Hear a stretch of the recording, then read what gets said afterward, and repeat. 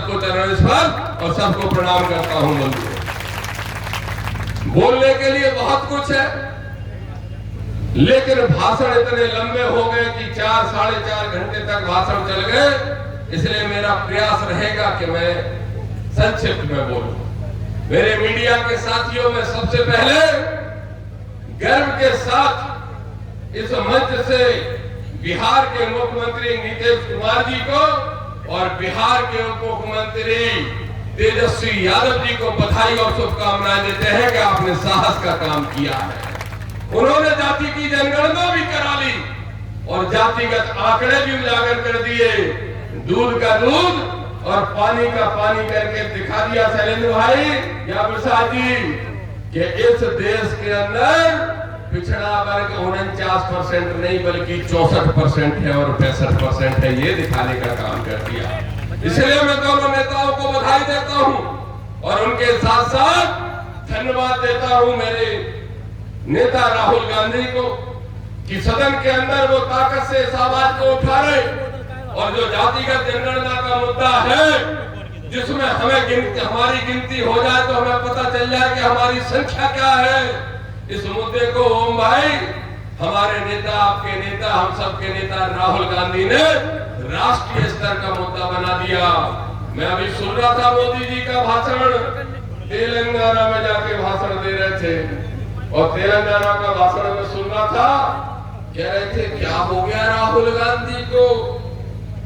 राहुल गांधी ने नया सुगुफा छोड़ा है कि जिसकी जितनी जिसकी जितनी संख्या भारी उसकी उतनी हिस्सेदारी, जितनी आबादी उतना हक। ये राहुल गांधी को क्या हो गया?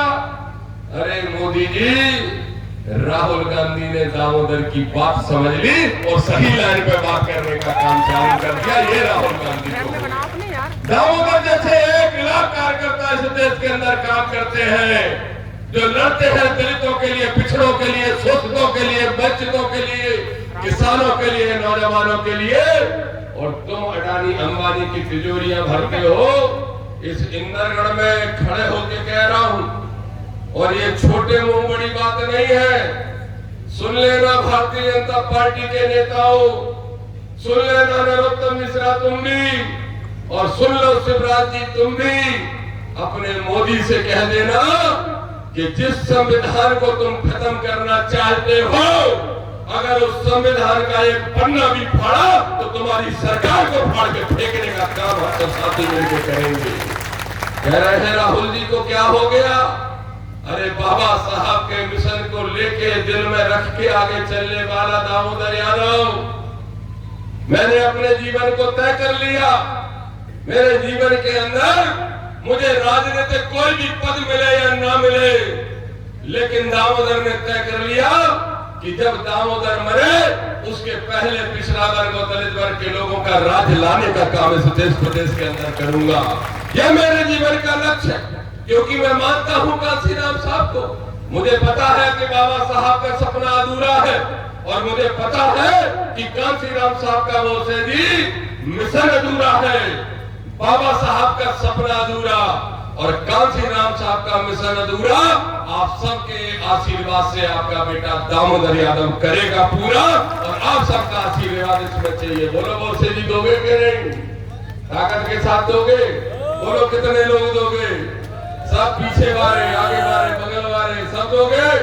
तो बस चिंता मत करो, कितनी भी विरोधी सरकार बैठ जाए सत्ता के अंदर, चाहे देश में चाहे प्रदेश में, हम बाबा साहब के अनुयायी लोग हैं। हम महात्मा फुले सावित्रीबाई फुले को आदर्श मानने वाले लोग हैं। हम अवंतीबाई छलकारी बाई को आदर्श मानने वाले लोग हैं। हम लोग माता अहिल्याबाई को अपनी माता मानने वाले लोग हैं। अगर संविधान की एक लाट बदलोगे तो तुम्हारी तकदीर और तुम्हारी हैसियत बदलने का काम हम सब सारे साथी मिलकर करेंगे। इसलिए मैं आज बात करने के लिए आया हूं। मेरे पिछड़े वर्ग के भाइयों, बड़ा तरस आता है, बेचारे बन के बैठे हो, बेचारे जिनकी संख्या क्या कह रहे, जिनकी संख्या 64%, जिनकी संख्या 65%। क्यों भाई कुशवाहा जी, कहाँ और सब साथी, सोचो जरा, विचार करो। गोप सिंह भाई, जिसकी संख्या 65%, वो कह रहा है टिकट दे दो, कृपा कर दो, कह रहा है कि नहीं? कलेक्टर साहब काम कर दो, एसपी साहब हमारी दरख्वास्त सुन लो। अरे मेरे पिछड़े वर्ग के भाइयों, एक बार पूरे मन से अपने इस भाई का साथ दे दो, तुम्हें भिखारी से मालिक बनाने का काम दामोदर इस मध्य प्रदेश में कर रहा है। लेकिन एक बार साथ तो देना पड़ेगा। मैं लड़ाई लड़ रहा हूं, और ये लड़ाई एक दिन की नहीं, एक व्यक्ति की नहीं, एक जाति की नहीं, एक वर्ग की नहीं, बल्कि सभी मानवतावादी सोच के लोगों की लड़ाई है। मैं कहता हूं ब्राह्मण समाज के मेरे साथियों से, मैं कहता हूं वैश्य समाज के, ठाकुर समाज के, कायस्थ समाज के सब साथियों से, अरे मैंने देखा है, इतिहास पढ़ा है, बड़े बड़े समाजवादी ब्राह्मण समाज के भी हुए हैं, वैश्य समाज के भी हुए हैं। लोहिया जी किस जाति के थे? अनेक ऐसे उदाहरण है। बाबा साहब का साथ देने वाले और कांसी राम का साथ देने वाले भी ब्राह्मण समाज के भी हुए। लेकिन मेरे भाइयों, बराबरी तो चाहिए ना। हम अब किसी से नीचे हैं और ना अब हम किसी से पीछे रहेंगे, ये हमने तय किया है। बोलो ठीक तय किया कि नहीं? तो ये हमारी लड़ाई, सामाजिक चेतना लाना, सामाजिक बराबरी करना, ये हमारी लड़ाई है। रोटी 4 बनेंगी घर में, और भैया 4, और बड़े मोड़ा को दे दो 3 रोटी, और 3 मोड़ा को दे दो 1 रोटी, और क्यों पेट भर लो? भर सकता है क्या सुरेश भाई साहब? रहीस बताओ, सुदामा, क्यों भाई रघुवंशी जी, भर सकता? रवि बताओ, कभी नहीं भर सकता। इसलिए मैंने तय किया है कि अगर भाई 4 तो रोटी भी बनेगी 4, और अगर हम तो भैया तगड़े लोग हैं, पिछड़ा वर्ग और एससी वर्ग के लोग, भैंसे भी चराते हैं, गैया भी चराते हैं, छैया भी चराते हैं, बखर भी हाँकते हैं। ये हमें गर्व है कि हम इस धरती माता के अंदर बखर चला के जो फसल पैदा करते हैं, अरे नालायकों, अगर हम खेती करना बंद कर दें, अगर हम दूध निकालना बंद कर दें, अगर हम ढोरे चौपे रखना बंद कर दें, तो तुम और तुम्हारे बच्चे भूखे मर जाओगे, फिर भी हमें पीछे रखने का काम करते हो। अब हम नहीं रहेंगे पीछे। पिछड़े मेरे भाइयों, मेरे कुशवा समाज के भाइयों, पाल बघेल समाज के भाइयों, गुर्जर दावी कुर्मी रावत समाज के भाइयों, मेरे केवट समाज के भाइयों, मेरी नाई समाज के भाइयों, और मेरे किरार समाज के भाइयों, एक बार सोचो कि सेवड़ा का दुर्भाग्य क्या है। क्या कारण है कि सेवड़ा में आज तक एक लॉज नहीं बना रुकने के लिए? क्या कारण है कि सब जगह की सड़कें चौड़ी हो गई, लेकिन सेवड़ा की सड़क अभी भी 18 की तरह फिट की बनी हुई है? क्या कारण है कि आज तक इस सेवड़ा के अंदर 3 पुल टूटे हैं, 2 साल से एक पुल भी नहीं बन पाया? क्या कारण है कि सेवड़ा को सनकुआ धाम रतनगढ़ माता का स्थान मिला के आज तक पर्यटक स्थल घोषित नहीं किया गया? क्या कारण है मेरे रावत क्षेत्र के अंदर आज तक गुड़ की कोई फैक्ट्री नहीं लगाई गई? एक ही कारण है कि हम निकम्मों को विधायक बना देते हैं, निकम्मों को। और इंद्रगढ़ का बाईपास हो, चाहे ऐसी अनेक समस्याएं हो, अगर मैं गलती से विधायक बन गया, गलती से इसलिए कहता हूं कि जब सबकी इच्छा हो जाएगी तभी बनेंगे कि नहीं बनेंगे। लेकिन मैं कह रहा हूं कि अगर आपका बेटा, आपका भाई दामोदर विधायक बन गया, तो आपकी गाड़ी की चेकिंग करने वाले दरोगा जो आपसे सवाल पूछते हैं, वो सलाम ठोकेंगे और चाय चलाने का काम करेंगे। लेकिन ये होगा कब? ये होगा तभी जब तुम्हारा पेट भर गया हो। और पेट किससे भर गया हो? कभी आप किसको विधायक बना देते हो? जिनको सोने चांदी बेचने से फुर्सत नहीं है, उनको बना देते। कभी है करने वाले भी बन जाते हैं। अब बताओ, ये बैठे हैं राजेंद्र भारती जी, और ये बैठे हैं राधेलाल जी, दोनों विधायक रहे। भारती जी भी 2 बार रहे हैं, राधेलाल जी 1 बार विधायक भी रहे, मंत्री का दर्जा भी रहा। इन लोगों को मैंने सुना है अधिकारियों से बात करते हुए, ये अधिकारियों की बैंड बजाना जानते हैं और दूसरे लोग ऐसे विधायक बन जाते हैं जो सिर्फ है करना जानते हैं। अब मुझे जरा बताओ कि अगर अपने क्षेत्र के अंदर अन्याय, अत्याचार, लूटपाट, ऊंच नीच समाप्त करना है तो क्या दामोदर को विधायक बनाने के लिए तैयार हो? पूरी ताकत से इतनी आवाज आना चाहिए, कम से कम टीआई सुन के तो कुर्सी पे से गिर पड़े। बोलो, क्या दामोदर को विधायक बनाने तैयार हो? जो तो तुमने भोपाल तक पहुंचा दिया, हम तो थाने तक भी गए। अब तुम्हारा जोश जब हमने देख लिया पटवारी साहब, जब हमने जोश देख लिया तो फिर हमने भी तय कर लिया कैसे बनाओगे विधायक।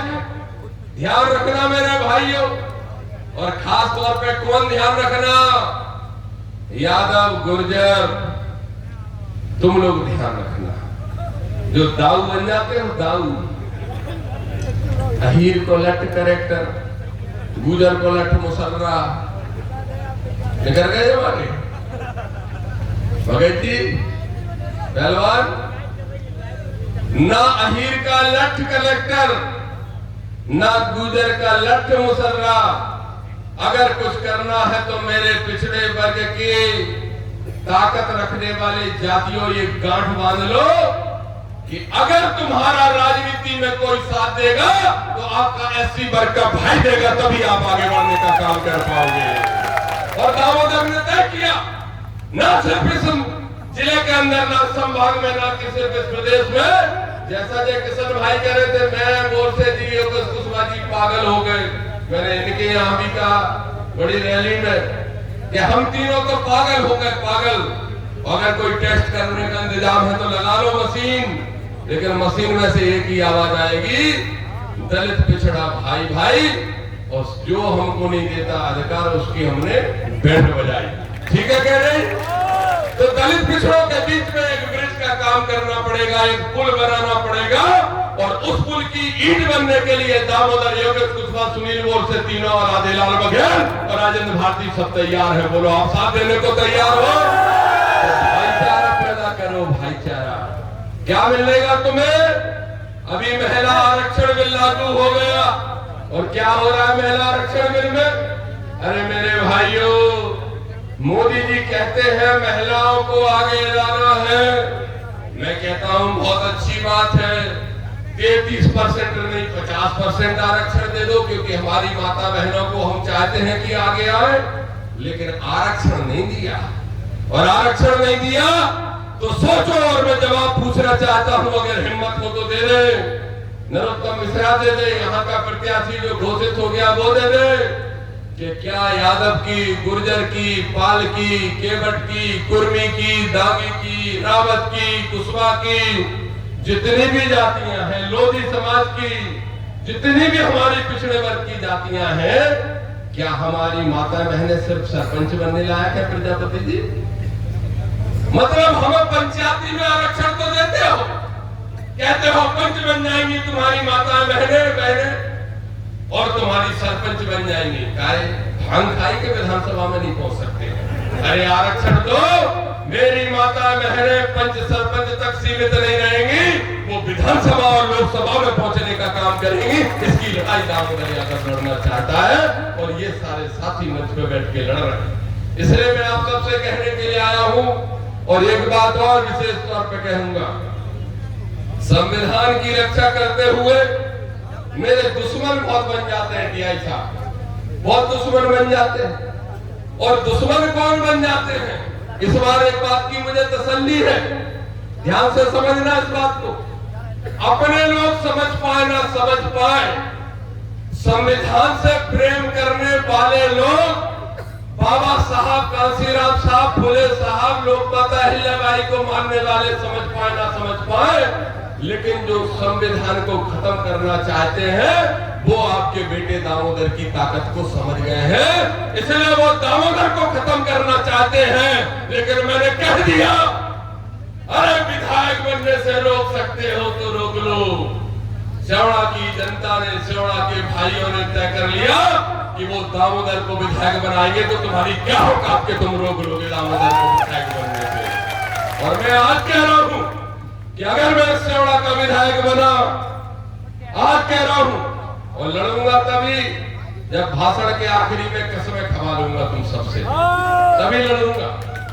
अगर मैं विधायक बना तो ये बात समझ लीजिए, ये थाने की गोली लगती है, अभी टीआई आता है 10 लाख रुपए देके एसपी को, डंके की चोट पे कह रहा हूं। इंद्रगढ़ थाना बहुत महंगा बिकता है, गोराघाट थाना बहुत महंगा बिकता है। मैंने कहा इतनी गोली का है, और हमें पता कैसे चलो वो भी बताएंगे। ड्रॉली थाना, और हमें पता कैसे चलो मालूम, सब पोल खोल दे। हमारी बन गई थी सरकार 18 महीना को, सो कछु दरोगा हमारा चक्कर काट रहे थे, कछु इनके काट रहे थे, ये बैठे भारती थी। अब इनने तो हमें नहीं बताई, लेकिन हमें अपना अनुभव तुम्हें बता रहे हैं। जो हमारे पास दरोगा आ रहे थे और ऐसे खड़े होकर सलूट ठोक रहे थे, और मिलकौन की सिफारिश से रहे थे, जे बैठे नाजिम खान, जे बैठे रामकिशोर यादव, जे बैठे अमित राजपूत, जे बैठे अमोल रावत, क्यों साहू जी, इन सब की सिफारिश से आ रहे थे हमारे पास। मैंने कहा ये काहे के लिए आए?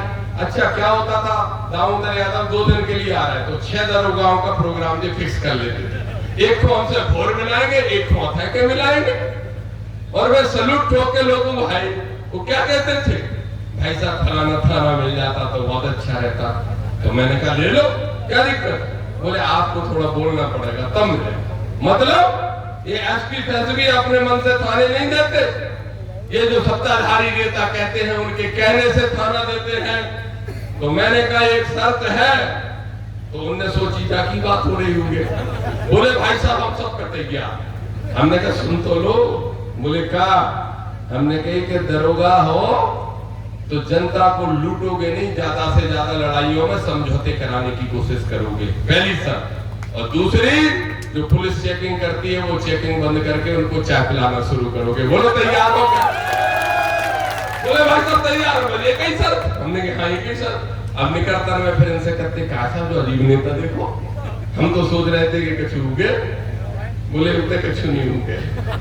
तो हमने देख लिया, और आज दामोदर वादा कर रहा है, जरा सोचो कि जो टीआई अपने अधिकारी को 10 लाख रुपए देके तुम्हारे थाने पे आएगा, नेताओं को 10 लाख रुपए अलग से देगा, 25 लाख रुपए खर्च करके 1 साल की गारंटी पे आएगा, तो वो 1 करोड़ कमा के ले जाएगा कि नहीं ले जाएगा बताओ। तो दामोदर ने तय किया, एक बार अगर तुमने विधायक बना दिया तो जितने भ्रष्टाचारी अधिकारी है रातई के सूटकेस लगा लेंगे, रातई में कछु छुट्टी चले जाए, काऊ के पेट में दर्द होने लगे, सब भाग जाए, और अपने अधिकारियों से के साथ हम सेवा नहीं जा रहे, फिर हम यहाँ है छांट के जनता की सेवा करने वाले, और उनने करी गड़बड़ तो नीम के लगोदा उनमें भी बात है, चिंता करने की जरूरत नहीं। ये सारे परिवर्तन करने की जरूरत है, लेकिन ये कब होंगे? जब मंच से दांकने से लेके, सड़क पर लड़ने से लेके, विधानसभा में मुख्यमंत्री का कुर्ता फाड़ने की दम रखने वाला विधायक बनाओगे, तब होंगे। तब नहीं होंगे कि भाई साहब विधायक जी हाँ बोलो, हमारी गाड़ी पकड़ गई हम क्या कर सकते हैं बताओ। तो हो पाएगा लोग भाई, हो पाएगा बताओ भाई, हो पाएगा? अरे विधायक कुछ नहीं कर सकता है, गाड़ी पकड़ जाए, इससे ज्यादा निकम्मापन क्या हो सकता है? और भैया एक और बात, कुछ लोग तो ऐसे हैं जो खाते यहाँ का है और भंजाते नरोत्तम मिश्रा का है। और इसलिए मैं कहता हूं कि तुमने दोस्ती कर रखी नरोत्तम मिश्रा से, अगर तो उस दोस्ती का इतना ही फायदा ले लेते कि तीनों पुलई बन जाते, लेकिन नहीं बनो। एक चिंता नहीं करो, हमने कर रखी नरोत्तम मिश्रा से डंका की चोट पे दुश्मनी, और ज्वंदना विधायक बन जाएंगे 1 महीने के अंदर तीनों पुलों का काम चालू कराने का मेरा वादा है कि जिस दिन मैं एमएलए बनूंगा, शुगर मिल की फैक्ट्री लगाऊंगा, 2 कारखाने लगाऊंगा, जिससे हमारा नौजवान बेरोजगार ना घूमे, इसको रोजगार रोजगार मिल सके, 5000 लोगों को रोजगार मिल सके। सेवड़ा को संकुआ धाम बनाने के लिए, सेवड़ा में संकुआ धाम और पर्यटक स्थल घोषित करने के लिए, आपके इंदौर का बाईपास बनाने के लिए, ऐसी अनेक समस्याओं के लिए ये चुटकियों के काम है, चुटकियों के। अगर लड़ना जानता हो विधायक तो चुटकियों के, नहीं तो फिर में खुश रहो तुम, नहीं तो सोने चांदी में खुश रहो तुम। अब देख लो क्या में खुश रहने। और भी है प्रत्याशी भी देखो। अरे मेरे पिछड़े वर्ग के भाइयों, जरा सोचो, जय किशन जी, यहाँ पे अभी 1 2 कितनी पार्टी ने घोषित हो गए? 2 के 3 के का तो आम आदमी, अरे कांग्रेस का होगा, देगा सोच रहा है ऐसे चलो दे टिकट। अरे कहां जाना खर्च लिया, चिंता नहीं करते, क्यों चिंता करता है? और सुनो, टिकट दामोदर अपने लिए ऐसे नहीं मांग रहा, ऐसे इसलिए नहीं मांग रहा कि जो मध्य प्रदेश के 3 करोड़ पिछड़ों की बात कर रहा हो, जो मध्य प्रदेश में 5 करोड़ SC ST OBC के भाइयों की बात कर रहा हो, अगर वो अपने टिकट के लिए भिखारी बन जाएगा तो हमारी लड़ाई कमजोर पड़ जाएगी। तो इसलिए मैंने कहा कि दे दो टिकट तो चुनाव लड़ेंगे, और नहीं दे दो तो जरूर लड़ेंगे। मजा नहीं मिला? या बात पे कितने सहमत हो बताओ, हाथ उठा। भारती जी कहाँ गए? फोटो खींच के पहुंचा दिया। राधेलाल जी ठीक है कि नहीं? हमने तो कह दिया दे दो टिकट तो बहुत खुशी से लड़ेंगे, और नहीं दे दो तो डबल खुशी से लड़ेंगे। तो इसलिए टिकट विकेट की परवाह भूल जाओ। सोचो जरा, सेवड़ा का एक जातिगत समीकरण सोचो। इस सेवड़ा में केसर कितने? 1,85,000 है? कितना? 92। अब भैया 1,92,000 वोट, परविंदर हिसाब लगा लेना मन। 1,92,000 वोट में से 1,20,000 वोट पिछड़ा वर्ग का। सोच लो, राकेश दिमाग में बैठा लीजिए, फिर बहस कर दुकान पर। 1,92,000 वोट में से 1,20,000 वोट अहीर, गुजर, गड़रिया, काची, तेली, तमोरी, रावत, लोधी और सब हमारे पिछड़ा वर्ग के भाइयों का। 1,20,000 जीत कितने में होती है? चाहे जैसे लड़ लो 50 से 60,000 में, देखिए में होती है। अरे दुष्टो, तुम अपने ही वोट डाल दो अपने भैया को तो डबल से जिता लो क्या नहीं जिता लो? अब आ जाओ SC वर्ग के वोट पे। तुम में जितनी आग है पिछड़े भाइयों, तुम्हारा लाइटर खराब है, लाइटर। वो गैस चूल्हा जलाए और लाइटर रो खट कई बार नहीं, बहुत बार जलत नहीं जावा में से वो लूगरा नहीं फिका। तुम्हारे लाइटर थोड़ा मोथरा होगा, लेकिन बाबा साहब को मानने वाले, कांसीराम साहब को मानने वाले, महात्मा फुले को मानने वाले हमारे SC वर्ग के भाइयों को लाइटर में से बहुत तेज आग जलती है। इसलिए जिस दिन पिछड़ा आवाज लगा दे सेवड़ा के अंदर, उस दिन आपसे भी आगे मेरा SC वर्ग का भाई खड़ा मिलेगा संघर्ष करने के लिए। ये दामोदर आपको वादा करके गया। वो जानते हैं मिशन को, वो जानते हैं संविधान को, वो जानते हैं अपने हक अधिकार को, लेकिन तुमको क्या पकड़ा दिया? अरे जाटव की रोटी खा रहे जो क्या नहीं? यादव जी, यादव लोगों नाम नहीं ले रखा, उनके समझ लियो। यादव लोगों, गुर्जर लोगों, किरार साथियों, काके नहीं तुमसे? रावत जी, ठाकुर साहब, अमोल कांगे, बहुत रावत बैठे, जयराम कलिया कांगे, तुमसे कह दिया कि अगर तुमने जाटव के साथ रोटी खा ली तो छोटे हो जाओगे, और अगर तुमने फलाने को रोटी खिला दी तो बड़े हो जाओगे। समझ गए? समझ गए? समझ गए? देखो भैया, भगवान दामोदर के भी दिल में बसता है, लेकिन दामोदर भगवान के नाम की राजनीति नहीं करता। अगर दामोदर राजनीति में कोई संविधान कोई काम करता है तो संविधान और बाबा साहब की बात करके राजनीति करने का काम करता है। इसलिए मेरे पिछड़े वर्ग के लोगों, जागो जागो, कब तक सोते रहोगे? जाग जाओ। और यही उदाहरण है, सेवड़ा का चुनाव कमजोर मत समझना। सेवड़ा के चुनाव में, सेवड़ा के टिकट में बड़े बड़े लोगों की ताकतें लगी हैं। कछु कह रहे नहीं, वो तो दामोदर ही खोदे चाहिए, तो कछु कह रहे हम अपना कुर्ता फाड़ लेना उधर खोदे हो तो, समझ गए?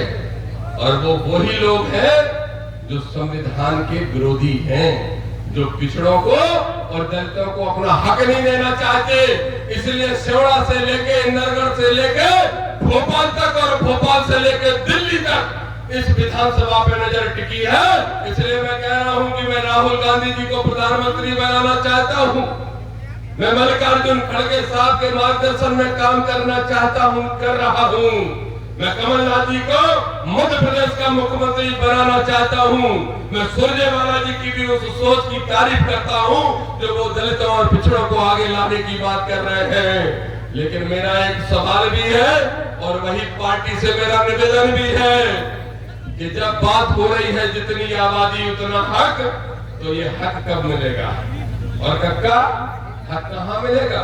स्कूल के एडमिशन में, नौकरियों में? अरे नहीं भाइयों, सबसे पहला मौका है। 1 महीने बाद, 1.5 महीने बाद चुनाव है।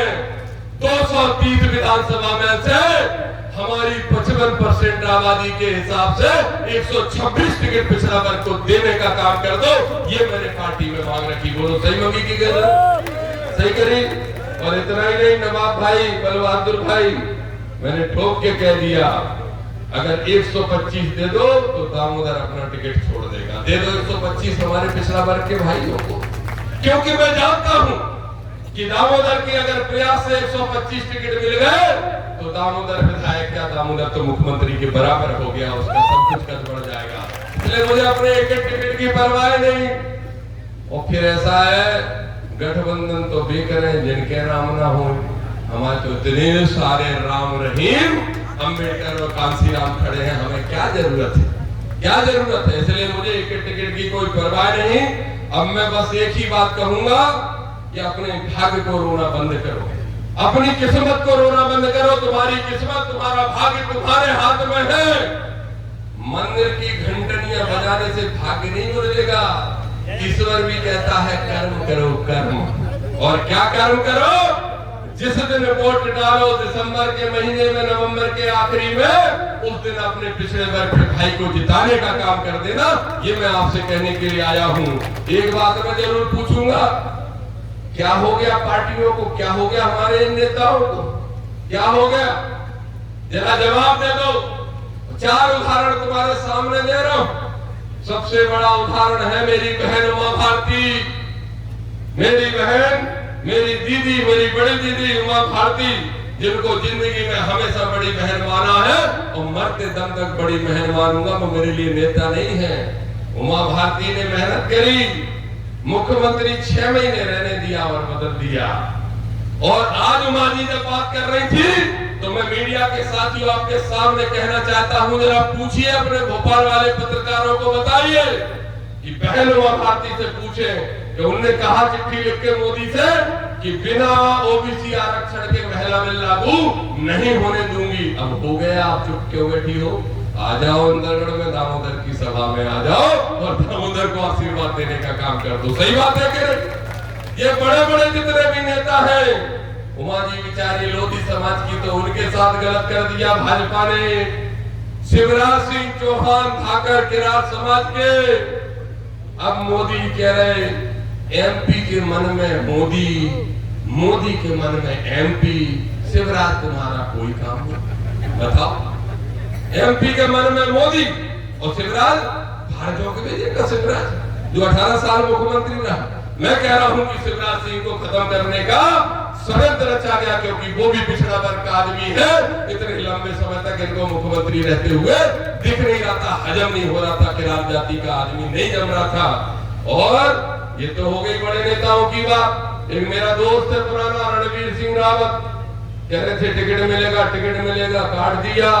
एक जे बैठे जे फोन लगाए कान से बीच में हमारे छोटे भैया राधेलाल बघेल जान का किया दे इनने निकाल के बीजेपी ने बाहर कर दे। इनने कही इस बीजेपी को घुटनों पे लाऊंगा। अब भैया राधेलाल जी घुटनों पे भोपाल दिल्ली से नहीं आएगी, हेलीकॉप्टर का चंदा हम कर लेंगे इन सब से, ठीक है। अगर वास्तव में घुटनों पे लाना चाहते हो तो करो सवारी और करो 100 सभाएं और आएंगे घुटनों पे और जोड़ेंगे तुम्हारे हाथ। तो इसलिए मैं कहना चाहता हूं, मैं लिख के ले आया था। तो कौन कौन? एक है कालीचरण कुशवाहा, कह देंगे नरोत्तम मिश्रा ने जाओ टिकट की तैयारी पूरी हो गई, जाओ जाओ जाओ। योगेश भाई कालीचरण ने बेचारे ने 10 लाख की पेट्रोल दिला दी और आखिरी में वह को काट के बिने दे दो जो सोना देवी चले जा ऊपर, ठीक है क्या नहीं? तो कालीचरण कुशवाहा जी तुम्हारे साथ देख लो क्या हो गया। उसके बाद मैं तो इस मंच पे कहूंगा मेरे बड़े भाई रसाल सिंह जी के लिए भी, वो भी तेज तर्रार नेता है, रसाल सिंह जी का टिकट भी काट दिया। रसाल सिंह जी से भी मैं कहूंगा कि आप हम लोगों को आशीर्वाद देने का काम करो। आप सिर्फ राजपूत समाज के नहीं बल्कि एक दमंग और तेज तर्रार नेता हैं। और एक और नाम लिखे हम जावे, मैं स्वयं कांग्रेस का नेता। अब सोचो, पार्टी हमारी बहुत अच्छी, नेता हमारा बहुत अच्छा, राहुल गांधी, खड़गे, कमलनाथ सब अच्छे, फिर खराबी कहाँ है? और अगर कोनो खराबी नहीं है तो तुम्हारे के लाडले बेटा को, भाई को, दामोदर को इंद्रगढ़ की मंच पे भाषण क्यों नहीं देने दिया गया? बताओ, हमने तो कुछ नहीं कही, मंच कौन ने टोरी? तुम्हें ने टोरी, माइक कौन ने टोरो? तुम्हें ने टोरो। थोड़ी समझ में नहीं आ रही दुष्टन के का, तो जौन की समझ में नहीं आ रही वो सुन लो। मेरा हेलीकॉप्टर लाहौर से शुरू होगा और खिलचीपुर तक जाएगा। सुन लो, पिछड़ों को माइनस करोगे तो राधोगढ़ से भी शुरू होगा और भोपाल तक जाएगा। तो इसलिए अशोकनगर है बीच में, चंदेरी बदेरी सब चिंता ना करो। तो इसलिए मैं कहना चाहता हूं, बस 2 बातें कह के मैं अपनी बात समाप्त करूंगा मेरे भाइयों। एक बात बहुत महत्वपूर्ण बात है, जितने भी आंदोलन हम लोगों ने किए, चाहे गुड़ के क्रेशर का आंदोलन हो, चाहे नहर में पानी ना छोड़ने का आंदोलन हो, चाहे बिजली के खंभा टूटे पड़े थे उसका आंदोलन हो, और चाहे खाद के गोदाम के ताले तोड़ने का आंदोलन हो। आज दामोदर ऐलान से कह रहा है कि चुनाव लड़ रहा है, लेकिन 10 दिन बाद जब भगत जी तुम कहोगे कि खाद नहीं मिल रहा तो फिर सोना के खाद के गोदाम के ताले तोड़ने का काम कर दूंगा, मुझे इसकी परवाह नहीं। लेकिन दद्दा हो तरह हमारी खबर भी लेते रहो करे।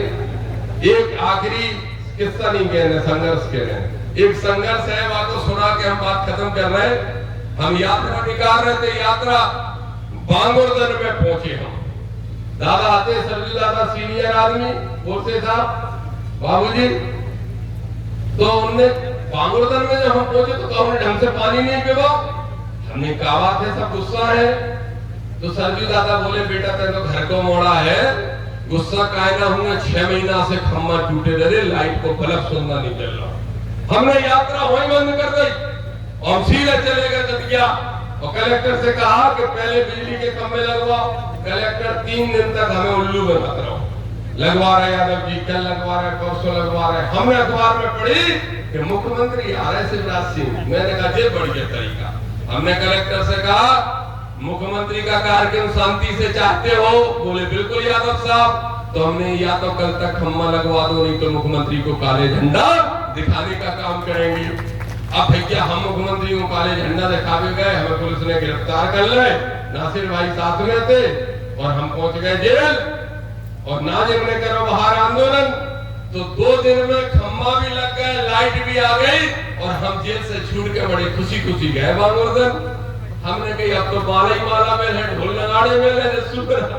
और जब हम वहां पहुंचे तो हमने कही कहा दादा लाइट आ गई? हाँ बेटा लाइट तो आ गई, बहुत बढ़िया। हमने कैसे आई ये पता है?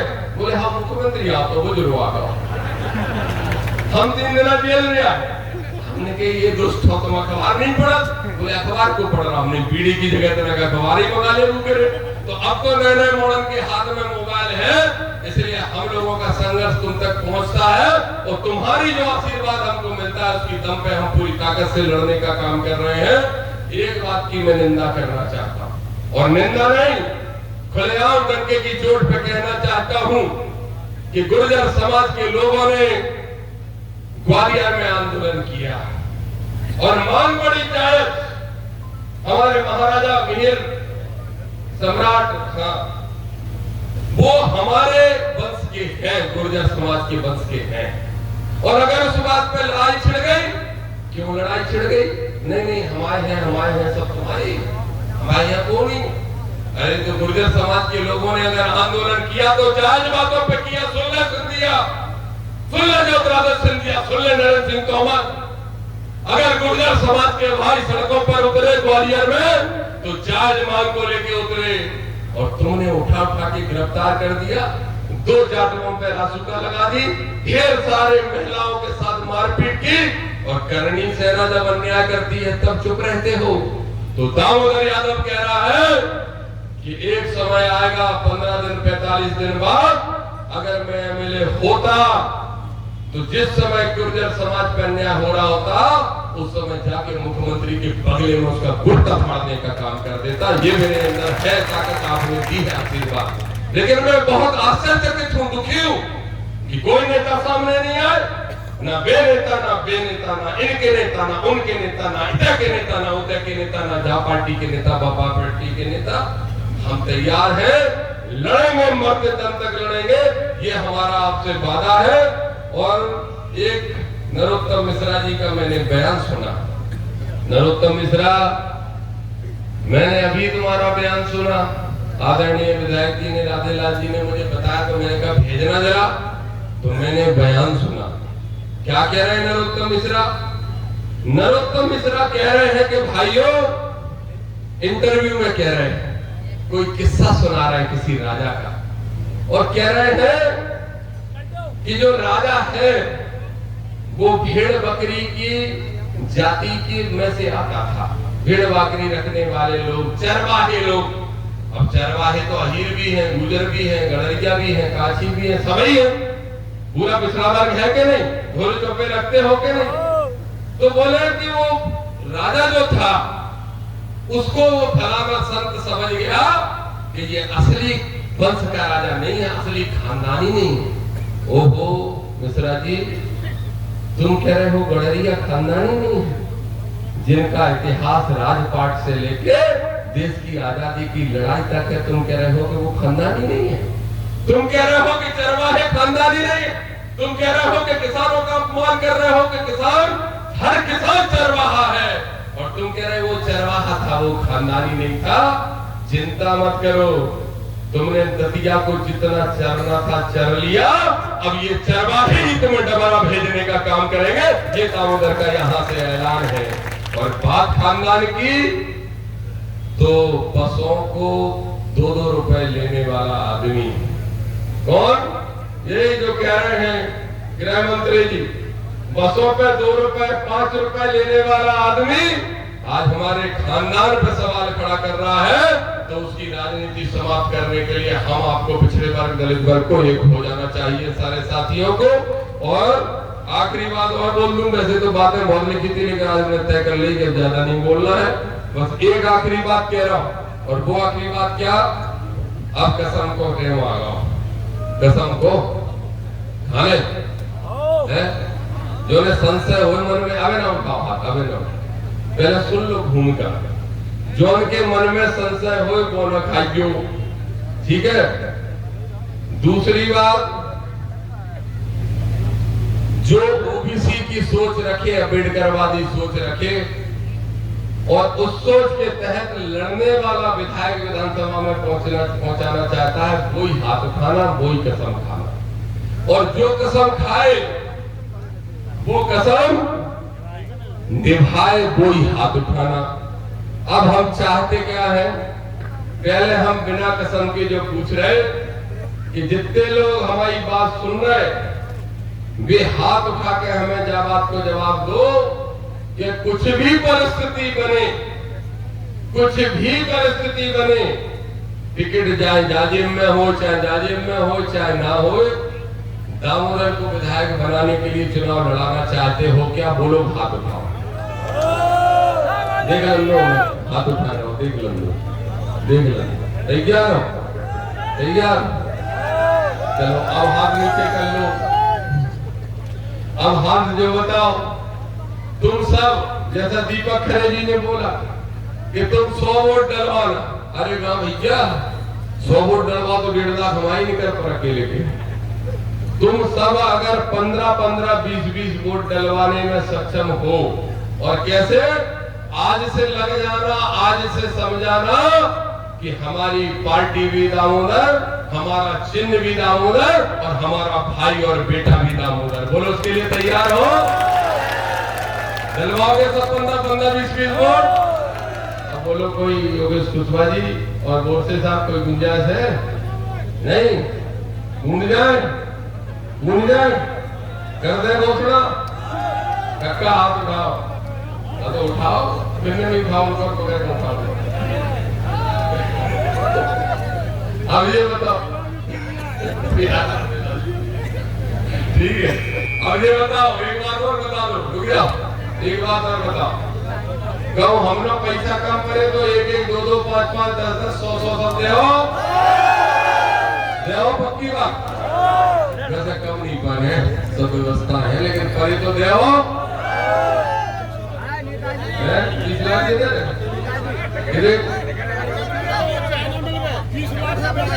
लोग दिवाली के